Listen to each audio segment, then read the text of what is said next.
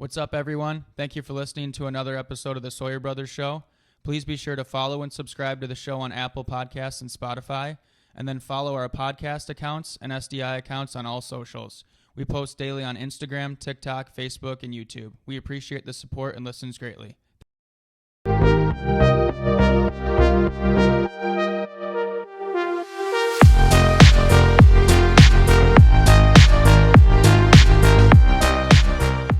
Okay, episode 15. Pretty busy episode for us. It's not just going to be a traditional one. We're just, kind of sitting here talking. We're going to start off playing a little game, the two of us. We're going to send it to a recap that I did on the MIHL Showcase in Trenton this past weekend. The biggest and best Michigan high school hockey showcase. That's something that me and Griff have attended pretty much our whole life. Even when we were little kids, we went to it. We both played in it. Now I've coached in it, so I spent a lot of time at the rink this weekend, and kind of wanted to recap some thoughts on some players, some teams, and kind of my overall feeling on that in high school hockey. And then we have the second version of Ty Talks Theater. So that's our cousin Ty, who we've had on. It's our third time having him on the show, and we'll touch on movies and what he's thinking about movies and that type of thing recently. All right, so I came across this article from Bleacher Report, and they posted 13 of the oddest records in the NHL history. So what we're gonna do is I'm gonna read. I'm gonna either change it or keep it how it is, and ask Andrew, is this true or is this false? And he has to tell me if he thinks it's true or false. I did not see this article, for the record. All right, so the first one. The fastest hat trick ever recorded. It was done in 1952, and it only took 58 seconds. Is this true or false? I'd say that's true. That's actually false. It only took 21 seconds to do it. Wow.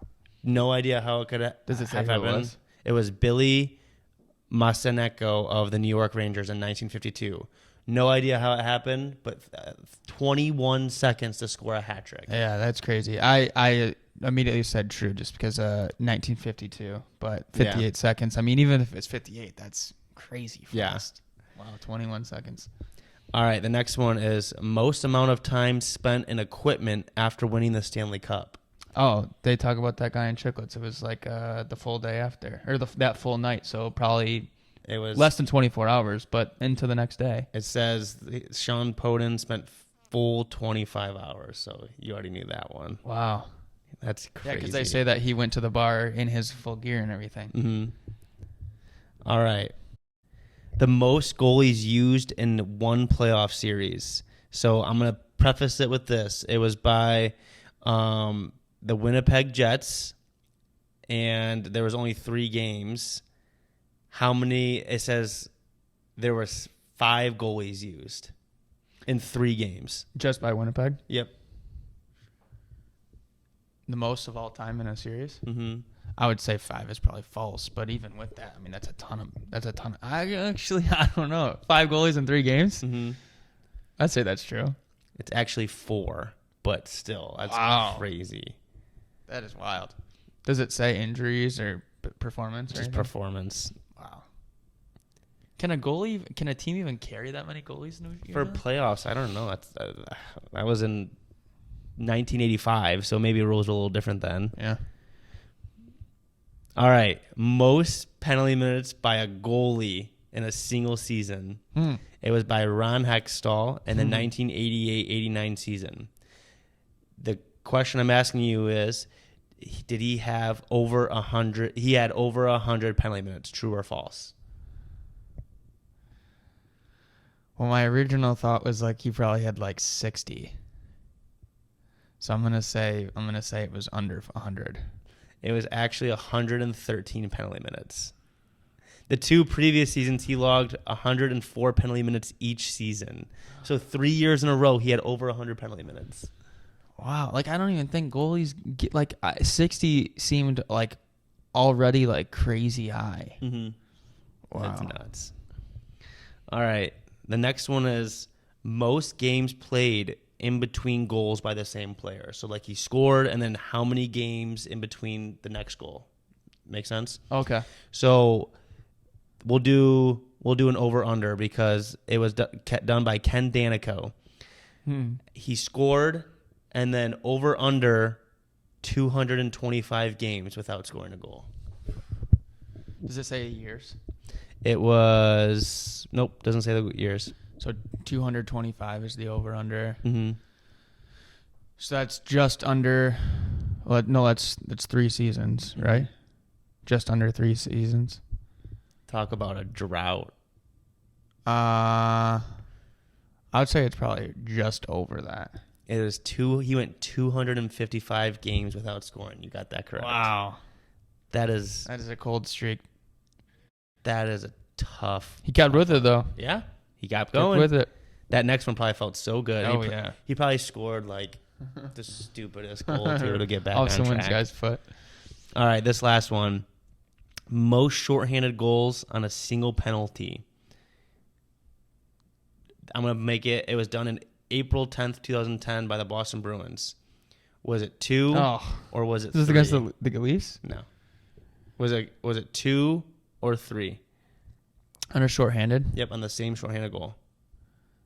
I feel like 2's really impressive, but I feel like that's happened more, so I'm going to say it's 3. It's 3. Yeah, they scored 3 goals on the same penalty kill. Yeah, that's wild.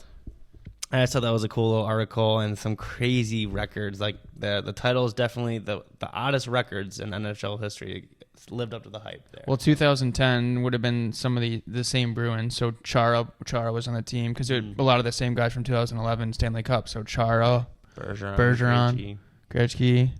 Was Marchand on the team at that time? Probably. Wow. I actually don't know when he was drafted. Well, I think he's an 88 birth year because he's a little bit younger than Sid.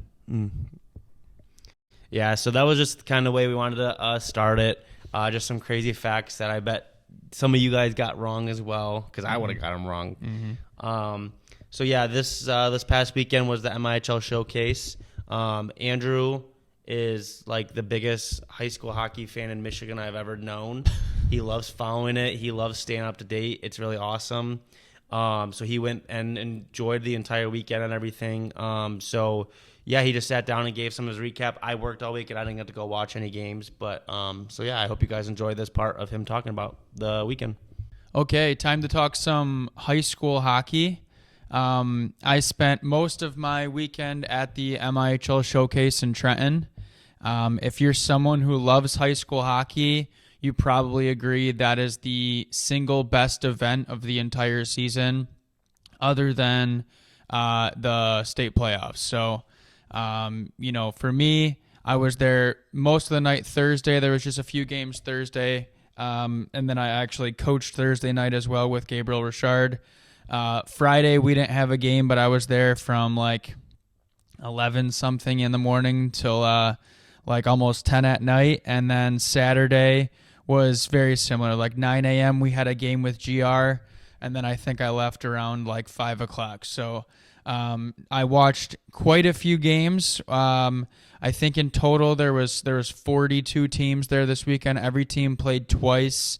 So there's 42 games, and I think I watched pieces or the majority of about 15 of them. So I figured I would just kind of go through some thoughts on the weekend. I've got like 10 bullet points here, just kind of things to touch on. And like I said, I mean, I love high school hockey. I think, every level of hockey, youth hockey, high school, junior, college, pro, it's all the same sport, obviously. But there's something about high school hockey that just makes it so much more fun to be involved with and so much more fun to, watch and just be a fan of as well. I think part of that for me and for Griff too is the way we were raised. We grew up going to pretty much every home Trenton game until we were too busy with our own schedules, playing when we were little kids that, it was just part of our life going to the games. And then, every year, normally it's the first weekend of February, we go to the showcase as well. So, I grew up playing in it, we grew up, watching and being a fan of Trenton and just going to see other games. Then we were both, we both played in it. Now I've been coaching in it for a handful of years. So I think it's the best event. It's a great time to be there. The people, there's so many people that contribute to that showcase. There's so many volunteers in the city of Trenton, and then, MIHL parents and coaches, and the scouts come and watch the games. Local residents just, goal judge the games, and there's so many good people that are involved with the weekend. I do want to give a special shout out to one part of the showcase, or one group of people specifically, is the hospitality room upstairs that was open to the coaches and scouts and, showcase staff. I think I ate 8 meals there over those 3 days that I was there this year. When I got there Thursday, I told the women in there that I was going to probably beat my record from last year. Last year it was 5, so I definitely beat that this year. I ate a ton of food. So the people that were bringing in food, and then the restaurants that donated it, myself and a lot of other people definitely made use of all of that. So for everyone that played a role in that with the food, or on a more serious note, played a different role in the weekend, as a coach, as a fan, I appreciate your effort. So thank you for everything you did, because it was a great weekend and another successful showcase. People love high school hockey. A common theme, or a common conversation I had throughout the weekend was, random people just saying they don't even have anybody involved with the weekend. Some people weren't even there to scout or anything. They were just literally there to just watch games. And I always find that pretty cool. And I think the thing that people appreciate about high school hockey more than you'd appreciate about like AAA or juniors or college or anything like that, there's a sense of pride that comes with playing where you grew up, playing with your buddies for your school, all those things. And that pride and camaraderie that we even talked about this last week with Coach Rick DeSena in our other episode. Just like there are certain things that you experience when you look at a high school game compared to just like a travel game or a AAA game. You're playing with kids you grew up with. You're playing with some guys that you maybe played your whole career with. You're playing in front of your school. You're wearing that logo and that team and those colors that you're representing your city and your whole community. So I think that's super cool, and that is a whole different element for high school hockey and what makes it super fun. So for me specifically, GR, like I said, we had 2 games this weekend. We had 2 really good games. We try to play the most difficult schedule possible, and this weekend was evident of that. So, we played Thursday night against Forest Hill Central. Really, really solid team. We beat them 2-1. The main thing I'll say about them, they're fast. I think it was like within the first couple shifts of the game, the players were kind of turning around on the bench and going like, dang, this team's fast. These guys are flying. So, really good team. We were 1-1 with them for a while, and then we scored the winning goal with like 2-3 minutes left in the game. So a lot of energy in that game, and really good test for us heading into playoffs in the next couple weeks. And then the next Saturday morning, we played against Sault Ste. Marie. Also fast, but the 2 main things about them that were just very obvious: they're super gritty, super skilled. That is normally like the general like consensus about the up north teams. They're they're very skilled, but they're very gritty. They're difficult to play against. They're normally teams that when you're playing against them, you have to be able to play the full game, because they're going to do anything they can to chip away at you and wear you down throughout the game. They gave us a huge test with that one as well. We ended up winning that game 1-0, which is kind of crazy. It was just a one goal game total. And we scored that goal on a power play with like 20 seconds left in the first period. So, we definitely had our hands full holding on to them for the rest of the game. And, like I said, 2 huge games, 2 games to really test us before playoffs and just, put us in situations that are uncomfortable because, in my opinion, your regular season is all about preparing for the playoffs. And generally speaking, you're not going to get any better just playing against teams lower than you throughout the year. You want to play against teams that are, going to push you and prepare you for those big moments of playoffs. Your regular season in high school hockey basically means almost nothing other than your seeding for playoffs in your region. The main thing you can do throughout the regular season in high school is just get prepared for the playoffs.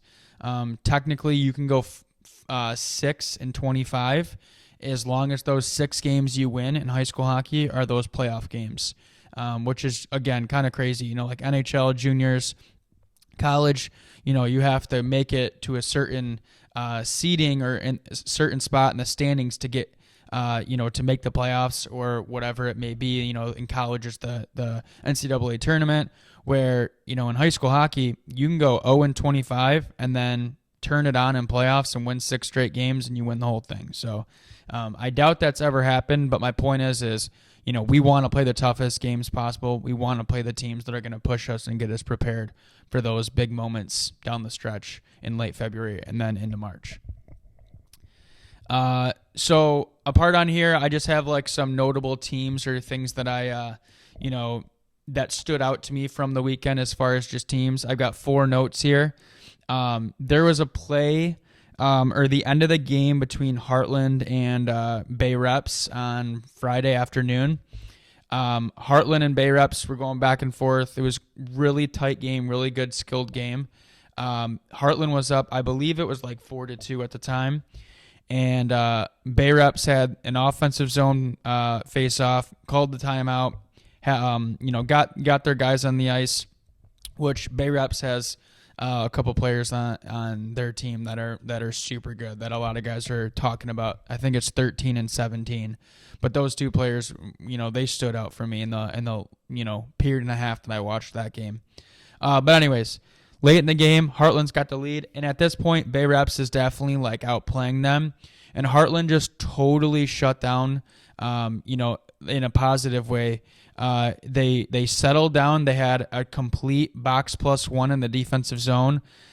Just really forced Bay Reps to the outside the perimeter in their offensive zone, and they barely even got any quality chances right and tight there because Heartland was just really locking them down. And I was standing off to the side, like right near the bench for Heartland, and it was just really impressive to see because they would go, Bay Reps had their goalie pulled, so it's a 6-on-5. They were going D to D, down to the wall, reloading behind the net, and the Heartland guys, the 5 guys, were just standing where they needed to be, really just holding where they need, holding their spots, keeping them to the outside. And weren't even like overly aggressive or pressuring. They were just holding their spots and clogging the middle, which I thought that was, really, really, really impressive to see and cool for, that type of game in that moment. Another note I have on here, East Grand Rapids, which we know they're good. They upset Houghton last year, who was, one of the best teams in the whole state in the semis for D3 last year. They upset them, and then they went to the final, and they lost to, Flint Powers, which was a really good team. But East Grand Rapids, they can shoot the puck. I think they beat U of D like 8-3 in the game that I watched, and it was a tight game. It was like 4-3 or 4-2 for a while ago in the third period. And then I think it was within like 2 or 3 minutes, they scored three goals. There was a timeout, scored another goal. Like they just put it on them. And U of D is a solid team as well. But just really impressive, goal scoring for East Grand Rapids. And there was a handful of players that could just absolutely rip the puck, which was, really impressive. Houghton, Byron Center, both of those teams gave CC really tough games. Obviously, CC's, pretty much the talk of every event all throughout the year. They get a whole bunch of attention, deservingly so. They are the standard in the state of Michigan. So, they get the best from everyone. Houghton, Friday night, there was a lot of energy in that game. Houghton hung out and tight with them. CC obviously pulled away and beat them, but CC's first goal was with .02 on the clock, so less than a second left in the first period when CC scored. And I'm not saying if they don't score that goal, it's a whole different game, and maybe they lose. But those energy swings and those momentum swings are a real thing in my opinion. And when CC's going in at the end of the first and they've got a goal and they're up, it's difficult to climb back into them because it's difficult to play against that team anyways. They are beatable, but they are definitely the standard for Michigan. And then they played Byron Center on Saturday. CC won that game as well. I think it was a 3-1 final. I didn't watch any of that game. I was on the Feldman, the main sheet of ice, just watching those games. But from what I heard and from the little bit that I saw when I was walking back and forth a few times to check on the score, it was tight, lots of energy. But Byron Center is a really good team as well, so that doesn't surprise me. So with CC, I say they're a very difficult team, and that is true. But the thing that's the most impressive for me when I watch CC is they have 4 lines and 3 sets of D and multiple goalies that can play. They all play very similar. If you look at individual stats for most teams will have, in high school hockey, a line's worth. So, 1, 2, 3 guys that are significantly leading the team, maybe a gap, maybe another line or so that's kind of that second tier below them, and then a lot of guys mixed in somewhere. CC normally, they're so deep, it's just kind of, a huge mess of guys. I'm not saying they don't have, top players in the state, because they definitely do, but there's so much depth that they all kind of just blend in, and they just all play hard, they all contribute. And they just roll them through, and they can, take advantage of teams because they're good, they're strong, they have the depth, and they're coached well. They keep it very simple. CC is not a overly flashy team by any means. They get the puck, they get the red line, they get it deep. They get the puck in the offensive zone, they move it to their D. If they don't have a shot, they reload. They just dump it back down, rim it back down below the net. Their forwards go down, and they just wear you down and grind you down for 3 full periods. Their ability to reload over and over and over again, that's what sets them apart, in my opinion. Like I said, they have good players, but they just all do the exact same thing. They get the puck, they get it deep over and over and over again on you. And then before you know it, they take an advantage of an open spot, and they go to the net. So that's a pretty simple formula, but they know exactly what they're doing, and they do it well. So if I was going to go through a list of individual players that stood out, that's more difficult to put together, and I don't really want to touch on a whole bunch of individual guys like that. I like looking at the team-based aspect of everything. Maybe that's the coach inside of me instead of just like a scout. I do, appreciate studying individual players, but I didn't really want to go into all that on this today. But I will say plenty of good hockey players there this weekend. Really cool to see, so many different types of players of so many different ages, just kind of contributing to their team and playing with emotion. The thing that always sticks out to me first more than anything else is guys that are competitive and that seem very engaged in a game. I'm not saying that I don't notice the skill, but more than anything else, I notice their emotion and the way that they seem engaged with the game. And if you're someone that's competitive and engaged, you already won me over. So, that's something I always pay attention to with players. So the next thing I want to touch on is something that I think does not get enough attention or enough credit for what they do in the game, and it's the officials, the refs. Refs are a huge component of a hockey game, and most people are so quick to just judge and negatively criticize the performance of a ref. And it's completely unnecessary in my opinion. I'm a hockey coach. I'm a hockey fan. Used to be a hockey player. I have never been a ref, and I have no intention of being a ref. I will treat every ref with respect, and I will try to communicate with them in a way that is professional. They play a huge role in the games. The thing that people don't realize is that, or they don't even think about, is that if refs just stopped showing up to games, whether it's hockey, football, basketball, baseball, whatever sport it is, the game does not exist. People would have to volunteer to do the reffing. Someone else would have to go become a ref, whatever it may be. Refs are needed.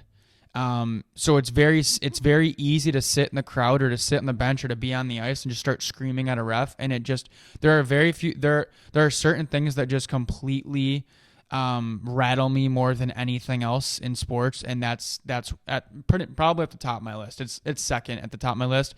The first is just the way that parents handle their kids' playing careers, but I don't need to get into all that right now. But the refs this weekend, they were awesome in my opinion. Obviously, there are calls that are going to be missed. They're human beings like anything else. They have different perspectives on the game than we all do because they're looking at it through a different lens. They're not looking at it through a team's specific bias, or they're not trying to win a game. They're just trying to call what they see in front of them. And I always appreciate seeing, refs that are engaged and they're trying, because the same way a coach or a player or a team as a whole is trying to succeed and try to get better throughout the season, refs are as well. If you're someone that actually pays attention, you might have realized that on a weekend like the Showcase this weekend, there are 4 refs on the ice, not the standard 3 for the rest of the high school hockey season. In a normal high school hockey game, there's 2 refs and there's 1 linesman. The 2 refs are the guys that skate up and down the ice with the orange band. They call penalties. They oversee the game. The linesman, it's very simple. He's in charge of the lines. He does all the face-offs. He calls offsides, icings, all that type of thing. On a weekend like this, they use this as a practice opportunity for the state playoffs. In the state playoffs, it's a 4-man unit, not a 3-man unit. So again, 2 refs, 2 linesmen. This weekend, same thing. 2 refs, 2 linesmen in every game. They're using that because they're trying to prepare and practice and get ready for the playoffs. So that way, their role in those games is just more positive, that they are educated. They know how they're supposed to handle those scenarios. They're like anyone else. We need to prepare. We need to practice and get better. And again, I don't want to spend too much time complaining and giving my opinion on people that are just overly negative towards refs. But I do think everyone needs to just take a step back and realize that refs do not wake up every day and say, hey, you know what? Today at 3 o'clock, I'm reffing so-and-so, and I'm just going to purposely help the other team win. Like, they don't do that. If they do, they're probably not in the sport for long. But I have met a ton of refs in a professional way through my years of coaching, and now in a personal way as well. And I know that they care and that they're there because they love the game and they want the players to succeed and move on and learn lessons and go, accomplish things at higher levels the exact same way coaches do. So we all need to remember that sometime. So for the refs, like I said, I thought they did really well. The other thing I'll always point out about a ref, you can tell when a ref has reffed at a higher level or, is really working hard in a sense based off their movements. There's a whole like ref stride and ref movement, the way they call penalties and whatnot, and the way they communicate with other coaches. Those things make a big difference. They're holding themselves to a professional standard as well. When a coach has a question or wants clarity on a situation, if the ref can come over and just kind of educate them, that's not everything needs to be like a total argument. It can be a healthy back and forth so that we can get better and learn all together and make sure we're on the same page, so that the game is a success and that there's no, lack of clarity. And, it's another way for all of us to get better and grow together in this, game that we all love. So, shout out to the refs. So I've got 4 more bullet points here I want to touch on. 1, hockey continues to just improve all across the state of Michigan. When I was a kid, I thought everyone near us, Metro Detroit, Trenton, CC, Brother Ice, Cranbrook, St. Orchard Lake, St. Mary's. I thought all those teams were the only teams in the state. I thought nobody else, Grand Rapids, up north, the UP, I thought none of them were even relevant because I thought we were all just better than them. And I think that was probably just, social media was a thing, but it wasn't like the way it is now where there's, as much coverage as there is. And I know that, there would be games whenever, I'd go watch Trenton and they were playing, someone else that I never heard of or whatever, and they were good teams. But it seems like nowadays, it is not just like the Metro Detroit teams just dominating, which is super cool to see. There was multiple teams like this weekend, like with GR, like I said, we played Forest Hill Central, which is a Grand Rapids team. There was them, East Grand Rapids. There's so many teams, Grand Rapids Christian, Grand Rapids Catholic Central, that are like top of the state for their respective division that are winning big games. Then you go up north and you go into the UP. The UP, that quarterfinal, I think most of them are going to be that same quarterfinal in D3. It's like Sault Ste. Marie, Houghton, Hancock, Calumet, Marquette. I'm pretty sure they all go through the same region or the same quarterfinal. I think it's 2 regions and they go through the same quarterfinal. That is probably the most difficult quarterfinal in the entire state of any division. And if it's not the toughest, it's one of the toughest because there's so much talent and there's so many good teams and they all fight for that one quarterfinal spot. So it's just really, it's nice to see the diversity of the whole state of where the best teams are from, as opposed to just, the Metro Detroit teams, which they are, Metro Detroit's still solid, but it's great for the state of Michigan that there's so many good teams and so many good players from all over the whole state as opposed to just one little pocket or one little area. So one thing I love about the MIHL Showcase rules that I wish would be adopted towards, every regular season high school game is the shootout. In normal high school hockey, you have at the end of regulation, unless it's a like tournament game or the coaches agree on something else, the standard rule is a single 8-minute overtime, and if the overtime ends, the game's over, in a tie, and that just drives me nuts. Like I think every game should end in a win and a loss. I don't even think it needs to count for anything towards standings or whatever. Obviously, it'd be nice if it did, but like just the feeling of leaving the rink with a tie, especially after an overtime, it just sucks. And with the MIHL Showcase, you play the game, and I realize this is because they're trying to keep it in 2-hour blocks so that the games don't get put behind. So you play the 3 17-minute periods, and then you go immediately to a 3-player shootout. And then if that's still tied, it goes to 1-1, 1-1, keep sudden death shootout from there. Which I like that, but again, that's a condensed version of what I think it should be because it's just the showcase and they have to stay on schedule, which I understand that. The perfect scenario, in my opinion, is just like the NHL. 5-minute overtime and then 3-man shootout. I don't think it needs to go to a 3-on-3 overtime necessarily. I think a normal 5-on-5 5-minute overtime would be good.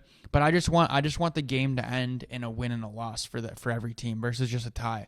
Like it's so, like I said, it's such a letdown because usually at the end of games, even at the end of overtime, regardless of if you were outplayed or if you outplayed the other team, both teams normally at least want a conclusion to the game. And I think it would just like maybe it adds 5 more minutes. Like if you do a 3-man shootout, even if you go to a few extra players for a sudden death, like it's normally not going to take that long. It's pretty quick right after. So I think it'd be an easy rule to add to high school games, and I would love to see that, incorporated in for regular season games moving forward. Playoffs, it's that continuous overtime. I don't want that to change. I think that should stay the same because I don't think a shootout should end a playoff, or end a season for someone in playoffs. But regular season, I definitely think it could be updated. Okay, so last couple notes I have.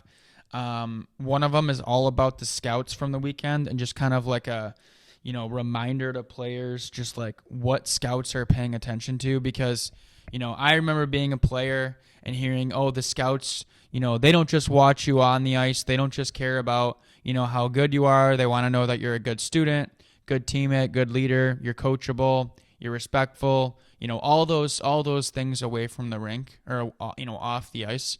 And I always, tried to, put myself in those scenarios to, regardless of what they were looking at, I wanted to be someone that would be, promoted for that.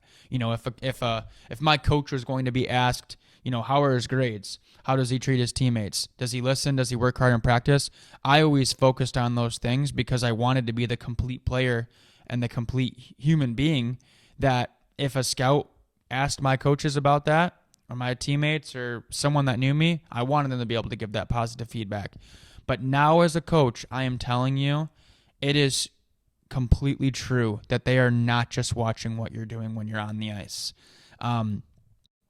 I sat up there the whole weekend, and I'm not even scouting for a team necessarily. Like, I'm not scouting for a junior team, for a college, nothing like that.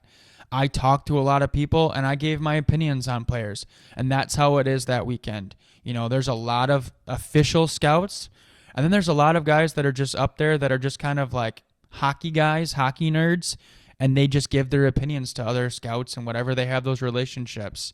It's a very simple example. I'm sitting up there on Friday. We talked about this guy next to us. We're eating our food. This guy next to us, he sees my jacket. He says, hey, did you coach so-and-so last year? He played with you guys at Gabriel Richard. And I said, yeah, he played with us for 4 years. I knew him in our summer camps as well. He's like, yeah, he's doing really well for us this year. Yada, yada. Asked me a question on how, I used to try to get him, pumped up because he's like, I struggle sometimes with getting him excited. I'm like, totally understand what you mean. We talked about that. So then right after that, he goes, hey, so what about so-and-so that's currently on your team? We're looking at him for our school. And I was like, great player. I was like, he's a good leader. He's not a vocal person. He's not like overly vocal, but he's a good leader, good player. He'd be a nice asset. And he's like, what's he like off the ice? What's he like in the locker room? Does he play other sports? What are his grades like? And the point to that is like, he specifically stated, he's like, I've seen the kid play all season long. I've saw him play last year and the year before that.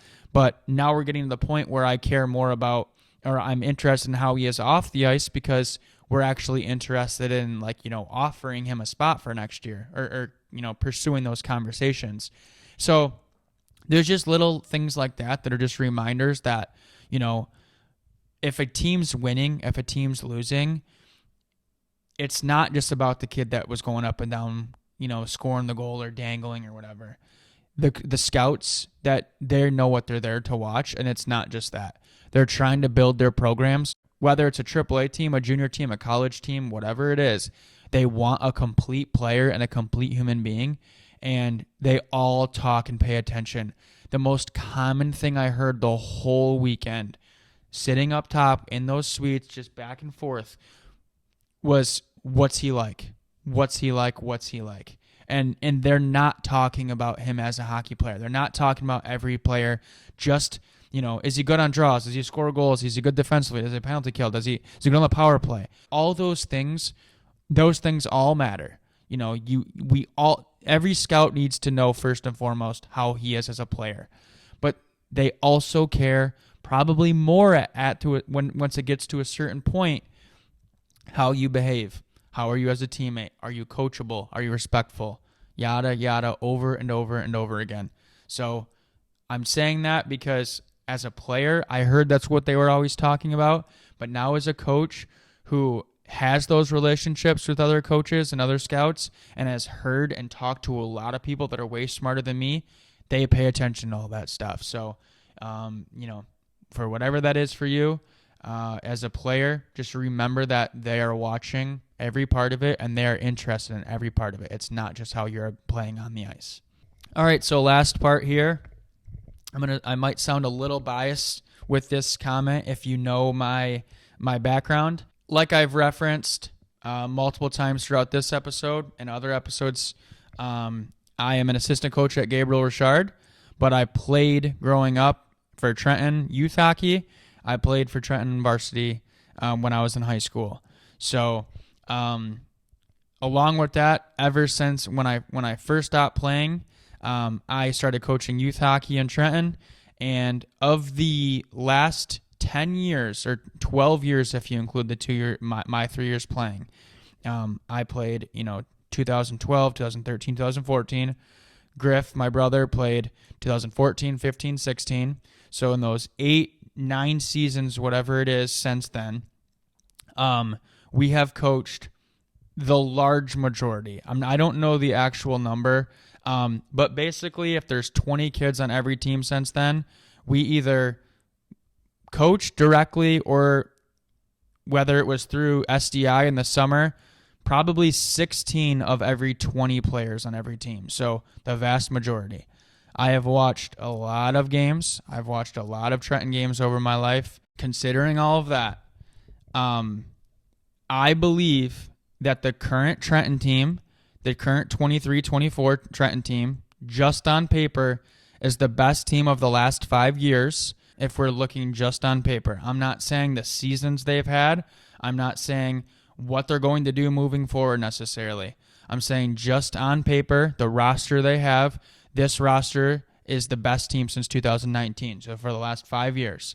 I've said that when I projected what the rosters would be upcoming, I said that this roster would be the one that they're going to all circle as far ago as like 3 years ago, when the current 10th, 11th, and 12th graders were in like 7th, 8th, and 9th. It was obvious if you just looked at the school system, looked who was playing where they were, and we coached, like I said, me and Griff coached a lot of these guys, the 07 birth year, and then, 06s, 08s through SDI and all of it. This roster's loaded. I'm not going to go into a whole thing about, where I think they'll end up or anything, but I will say, just generally speaking, Trenton, everyone knows, from February 1st through the day of the state championship. This year it's March 9th. Trenton is a different team than they are during November, December, and January. I mean, we can look at the 22 team from 2 years ago. That was a bunch of 04s from our Blades 04 team. Great roster. Took a while to get hot. We're up and down all throughout the year. Showcase came, couple big games, couple big wins. They rolled right through. Went all the way to the state final, lost in overtime to a really good Heartland team. The story can be told over and over and over again. When it comes to February and March, Trenton hockey's different. And again, I don't know where this team specifically is going to fall, because there's a lot more to it that makes a team successful versus just the skill that their roster has, their skill and their talent. They need to believe they're going to win. They need to compete and play with more passion. Their coaches need to have a plan. They need to execute that plan. They need to do all the little things that it takes to actually win the championship. But this Trenton team, they have 4 full lines, 3 full sets of D, and 3 good goalies that if you took any of those 3 goalies and you put them on other varsity programs, they'd all play. They'd all be good goalies. But I believe, they are the most talented, deep team on paper in the last 5 years. All right, that's all I've got for talking high school hockey for now. Like I said, great weekend. Thanks to everyone who was involved, and already looking forward to next year.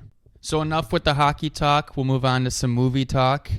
Before we get to Ty Talks Theater, I want to just quickly make fun of Griff, because the other day I was watching a movie after I had sat on Netflix for like the 3rd night in a row for like 20 minutes each night, just kind of going through movies and what I was going to watch. I needed to start a new show because I haven't watched a show in a while, and I like watching a show because you don't have to search every single night for what you're going to watch. You just continue watching that show. But finally, I sit down, I settle on a movie. It's Whiplash, a movie that I have heard people talk about. Spoiler alert. For years. I think it said it came out in 2014, so I've heard about it for years. Have wanted to watch it. I like Miles Teller. I just, for some reason, have never finally watched it. So I'm watching it. Griff is, it's 8:30 at night or so, probably. Griff had worked the night before, so he was sleeping throughout that day. He wakes up. I'm about halfway through the movie, and he comes out and basically spoiled the whole second half of the movie for me. So, um, like Griff said, I'll preface. Spoiler alert. Okay, it's been 10 years, so I think we should just be able to talk openly about the movie. So it's not like with that same mentality. He didn't just totally ruin it for me, but he basically walks out and he goes, "Oh, is that movie, that depressed movie where they get in that car accident?" And I'm like, "No, I haven't seen a car accident." 5 minutes later, car accident. Huge scene of the movie. I felt so bad. I thought the beginning scene was the car accident, and it's about his recovery. But no, Andrews was through an hour and 20 minutes of it, and then the car accident scene happens, and I was like,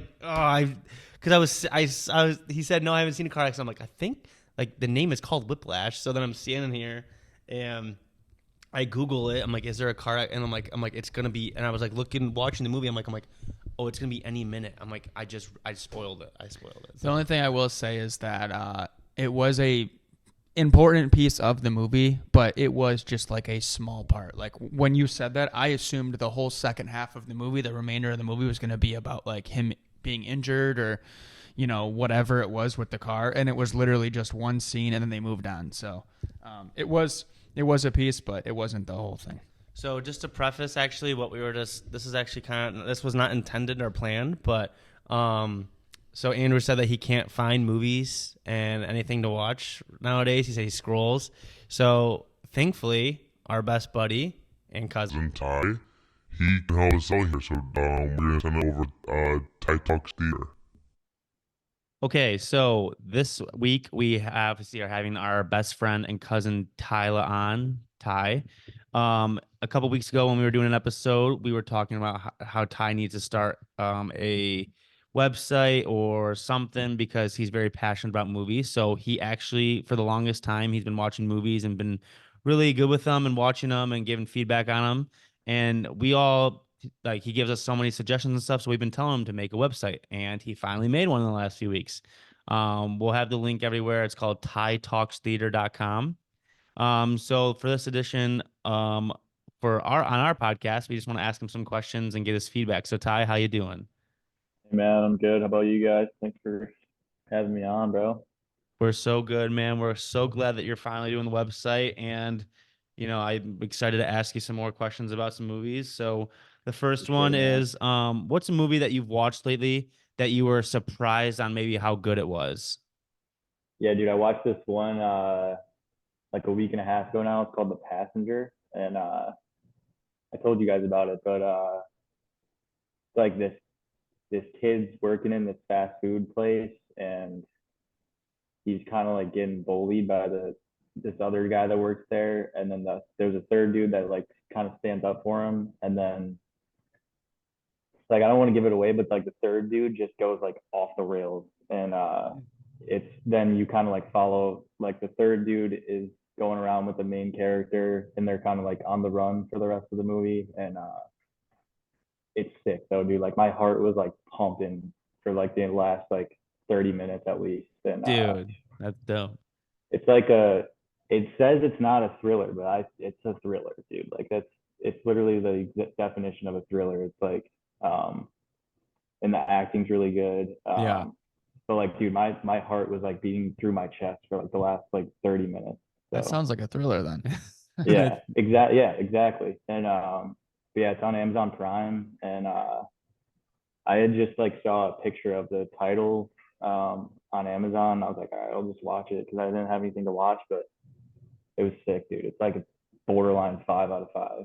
Wow. Okay, just a random one that surprised you. Yeah, it's So sick. that kind of actually leads me to my next question, because I'm sure someone who's going to be going on the website and stuff has the same question as, but how do you find movies to watch? And like, are there any factors that contribute to like you watching them? Like, does it have to have good reviews? Does it have to have a cool title? Does it have to have a big actor and actress? And like, kind of what makes you want to watch? Like, how do you find these movies? Because you watch every kind of movie. You watch everything that I've never even heard of. So how do you find these movies? Yeah, dude. Like a lot of it is just I do like everyone else. Like I just kind of scroll through Netflix or Hulu or Amazon or whatever, and just kind of like sit there for like 30 minutes to try to find something. But a lot of the time too, I'll get like actors or actresses that I get like a really big. I'll go into like a phase of them, and I just watch like everything that they've ever been in. So, like even before last year, like whenever I first started watching a lot of movies when I got my job, my first job in Michigan after college, like I watched like every Jake Gyllenhaal movie in a row, and then I went through like all De Niro, DiCaprio. So a lot of it's based off for me the actors, and then like went through Gosling. I think I've seen every Ryan Gosling now besides Lars and the Real Girl, which Yeah. I probably won't watch, but yeah, it's that, and then a lot of like I follow like a lot of like film bro like TikTok accounts and stuff, and they just always have like these are the best 10 plot twist movies or whatever. So you go through those. I don't know, just a lot of like searching and stuff, and So that's why Ty Talks Theater is great, is because you're gonna be the one, you do the scrolling and the finding the random movies, and then when everyone else has to come to you and say, "All right, I don't want yeah, to look, I don't want to scroll. I'll just come to Ty." right. Who's your next couple actors that you want? Do you have any actors planned about what like set of movies you're gonna watch for them yet? Uh, Not really. I'm kind of like that was a big thing like towards the end of last year too. Like I was running out of stuff to watch, and like especially last year, I was like dead set on watching only ones that I hadn't ever seen. So like I went through like a lot of people that I wanted to, but like I'm doing Casey Affleck right now too, so I'm almost done with that. And then after that, I just kind of lost. So we'll have to figure something out. You said Casey Affleck is better than Ben Affleck, didn't you? Yeah, dude. Casey Affleck is the superior Affleck for sure. I know I say it sound like a broken record, but it's true. So, on the topic of actors, like specific actors, who's an actor that you've watched in like a series that doesn't have to be like you've watched many times, but maybe an actor that you've seen once or twice that doesn't get talked about enough? And like, what are your favorite movies from him or her? Like, who's someone that is very underrated actor, actress in your opinion? Dude, I mean, I hate to sound like a broken record, but it's Casey It is Affleck, dude. Casey Like Affleck. no one ever says anything about him. He has so many like Manchester by the Sea is like one of the most like real like dramatic emotional movies you could ever see. He's great in that. He's another one, Our Friend. It's him and Dakota Johnson, um, and Jason Segel. The wife has uh, cancer, and so they're trying to like he's the husband, Jason Segel is the friend, so they're trying to like kind of go through. It goes through like what life's like after her diagnosis, and then even like he just does roles like that, and then Out of the Furnace, which I've already talked about. Hmm. Even like in ones where he has smaller roles, like he has a smaller role in Good Will Hunting, which was great. He's not in Ocean's 11, but 12 and 13 he's in, where he's the Virgil dude, and him and the brother are like always arguing and stuff. Hmm. So he was kind of like a comedic relief there even, but like I can't understand like why everyone just isn't like screaming it from the rooftops, and I think that um like he still has a lot of time left too to do Yeah. other things. So I Hmm. think that he's really underappreciated for sure. My favorite part from Ocean's, I don't know which Ocean's movie it is, but whenever he's fighting with his brother, and there's this scene with the truck at the track, That's and then huge he's stuff. got the remote control car, and the one brother's driving it, and then he just drives the actual truck right over the remote Yeah. control car, and he's just like, Dude, I think that was like the first thing I had ever seen him in. it probably is. They were like Yeah, so like, I mean, that whole movie is just like such a huge cast, and there's so I mean, yeah, Brad Pitt, George Clooney, and Matt Damon. Like Matt Damon's like barely even talked about that because it's Brad Pitt and yeah. George Clooney. And then I'm gonna get chirped if I leave this part in. But what's the woman's name in the like Tess, Oh, his it's girlfriend? Julia Roberts. Yeah, Julia Roberts. So like Yeah, she's in it. So like Matt Damon and all those rest of those people, it's like you're just an extra. Al Pacino's has a small role. Like It's a those movies are classic just series. loaded. that's actually a really good point because like a lot of the ones he is kind of like he's in like such stacked cast. Like even out of the furnace, you have Christian Bale, our friend one, which I just mentioned. You have like Dakota Johnson's like 50 Shades Mm-hmm. of Grey, and Jason Segal's and everything. So like Mm-hmm. he is always around really big big cast members, but like when he's the lead is like it's crazy. So Hmm.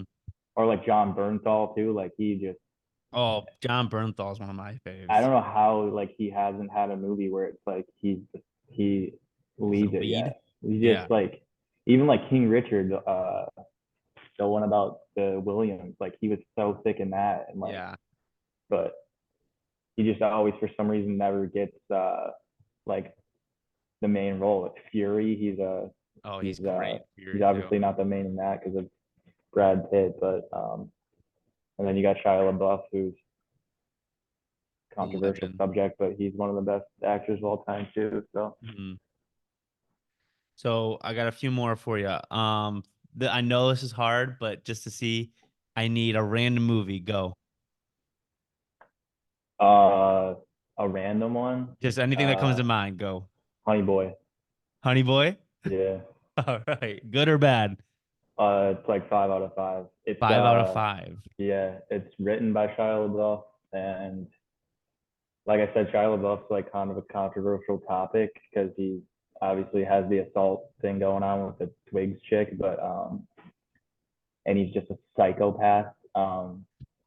But like he wrote the movie, and it's like about this kid who's a child actor, and it's kind of like that he has like a really abusive father, and so the father's like taking him to set and everything, and then it shows like when they go home like just how insane the dad is. Um, and so Shia LaBeouf at the time had written it, and he was like saying that like this is about my dad.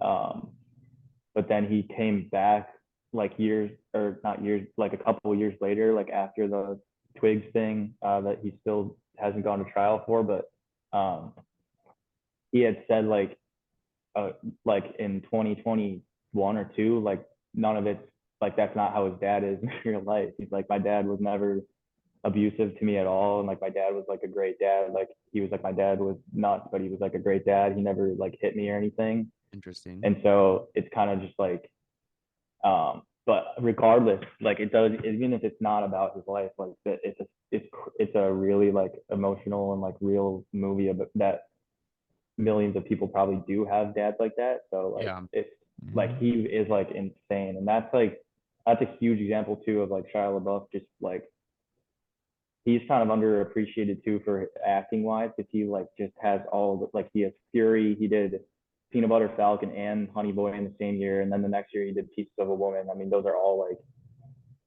5 out of 5 movies, but he just like obviously it's for good reason because he's a allegedly, I guess, but it's got to be true. I think he's an Right. assaulter, but Ugh.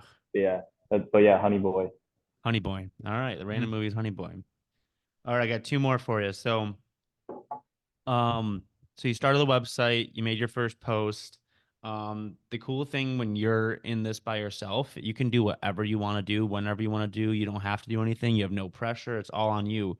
Um, just as someone who has been cheering you on and we've been hoping you continue to do this, because we see the potential and we know how much you enjoy it. What can we expect from the website Ty Talks Theater here in like the near future? Are we thinking like a post a week? You need to post about a movie? You know, do weird rankings? Like what are we kind of thinking right now?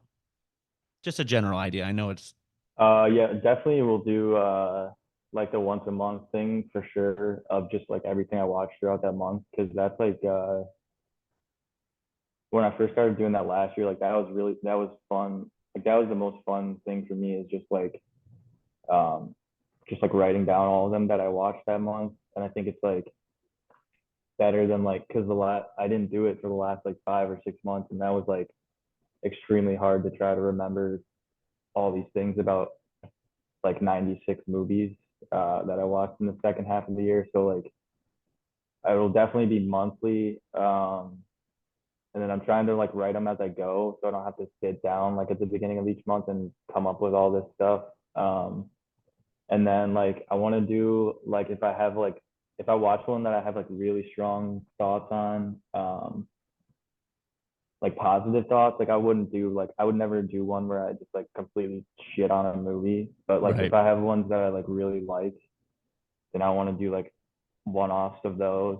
Um, and then yeah, I'll try to do like some rankings and stuff. I don't want to rank the ones that I do every month because I feel like that's stupid because I Yeah. watch like I don't watch like the same type of movie every day. So Yeah. like it's kind of hard to be like there'll be movies that are like 15th and it's like it's not anywhere near the Yeah. same as one that's like at as number one. So I like think it'd movies be like cool if we like sent you like what are your top 10 movies, like the craziest plot twist, or top 10 movies that were an awful beginning but a great yeah ending. I yeah mean, that would be sick.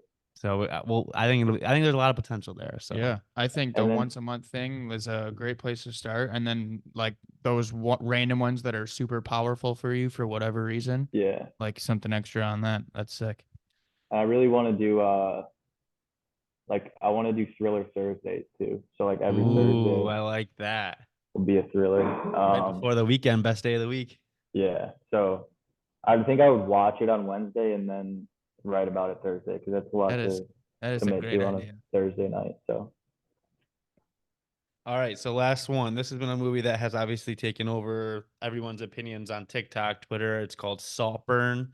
Um, and as you can see on stuff, me and you have talked about it. We've talked about it, how there are a lot of strong opinions out there. And I kind of want to get your take on the movie and your take on everyone's opinions. The floor is yours. yeah, I thought that like I think it's like a fine movie. I mean, I guess I don't have like any need to watch it again. I don't think. Um, I liked it. I guess I know Jacob Elordi's like he's really hot and everything, but like I don't understand the hype about his performance in that specifically. I thought he was kind of just like I don't understand what was great about that. I thought Barry was awesome. Him as the Joker is going to be nuts. Also, Wait, who's the Joker? Barry Kogan's going to be the next Joker. Who is he Um, in that movie? he's Oliver, the shorter dude. Oh, he's gonna be the Like Joker? yeah, he Wow, I thought it was yeah. the guy from that is Prisoners. sick. Well, so not to get off topic, but like Barry auditioned for or not auditioned, but he sent in a tape um for the last Batman to be the Riddler, and then but Paul Dano got it. So now they basically, from what I understood, they said like you're not Joker, but or you're not the Riddler, but do you want to be the Joker? And he was like, yeah, like Oh, I'll be the Joker. Wow. all right. But so I mean, I thought he was great in that. I usually think he's great in everything, so that maybe is a little biased, but I think that's a popular, not an unpopular opinion that he's a great actor. I don't see what's so crazy about the plot. I think it's a pretty normal, like typical thriller plot. Like they kind of just like vast majority of the movie, you're like really just uncomfortable and like kind of feel weird, but not like anything. Like there's probably like 15 movies like that we could take like 10 minutes and think of that just are made by A24 that are weirder than that. I think the tub scene's weird, but I think the grave scene is far weirder than the tub scene. And I heard that the grave scene he improvised, so that's also weird. That Oh, so I heard that that wasn't scripted. He just started doing it. Uh, so yeah, I think this grave scene's really weird. I think everyone's like is like criminally like overreacting on both sides. Like if that's I don't see how that could be the best movie you've ever seen or the worst. And Yeah. I don't see how it could be the weirdest because there's like Prisoners is crazier and weirder. Nightcrawler's weirder. Like if you guys have seen Lobster, that's weirder. Killing of a Sacred Deer is one of the weirdest things I've ever seen. Like there's Lighthouse like that me and you yeah, watched. Lighthouse was weird. And there's got to be like 25 A24 movies that are weirder than that. But I mean, it is a weird movie, and I think it's I mean I didn't get much out of it either way. I don't think it's like the weirdest or craziest thing you could ever see. So I think like part of why it got the like reaction it did is because for whatever reason like the general person on social media watched that movie because it just got so much like hype and Yeah. attraction, and the general person does not normally watch a thriller like that type of movie. So Yeah, they that's a good thought point. that movie was just like such like a strong, like weird movie when in reality, like you said, it's just kind of like another type of thriller within that Yeah. category. Like that's how movies go like that. You're watching it, you feel a little uncomfortable, and then normally something happens where you get the chills and everything makes sense and there was a whole other story going on and you're like, Yeah. oh, I had no idea about that. That's what it is. Yeah. Like when that, I mean, I guess it's like, I guess when they do tie it all together in the end and they're kind of like flashing back, like you said, like where they're like kind of showing like how it all pieces back to him is like, I don't know, that's a good like that's like a good normal thriller type plot, I think, where it's like you said, like you have all those things and then they're kind of showing them again, like, hey, this is what was actually going on. So I don't know. I thought it was, and it is weird, but I just think that everyone's so dramatic over weirdest or like best or worst. Like there's podcasts like that aren't even like movie podcasts that I listen to at work, and people were like, "Did you see that like Saltburn?" And they're like, "Yeah, that was the worst thing I've ever seen." It's like, okay, Mm-hmm. or the best thing, or they're like, "You Yeah, gotta watch right. it," or it's like weird. It's I just think it's really over exaggerated. Right.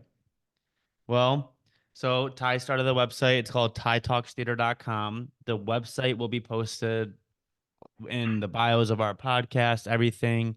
Go check it out. Right now, he has a post up of every movie he watched in 2023 and a little description of his thoughts on all of them. You could find plenty of movies you want. I posted it on some of our, we posted on our socials, and we got lots of feedback already. People saying, I'm doing this, I'm watching this, it's great. His Instagram will also be linked. It's TVAC11. The website is also linked in his bio. So if you want to go follow him or just follow along on the website, that's another chance. So Ty, thank you for coming on here and giving us a chance. We'll want to do this again real soon. Thanks, boys. Appreciate it, man. Ty, this is this will be the 15th episode you're on, I think, or the 15th episode total and the third that you're on. So Let's those go, are some dude. pretty good stats, man. Hell Jeez. yeah. Nice. It's an Thanks, honor. Ty. Thanks, All right, T-Rex. man. Alright, that's all we got for today. Thank you guys for listening. We'll see you guys next week.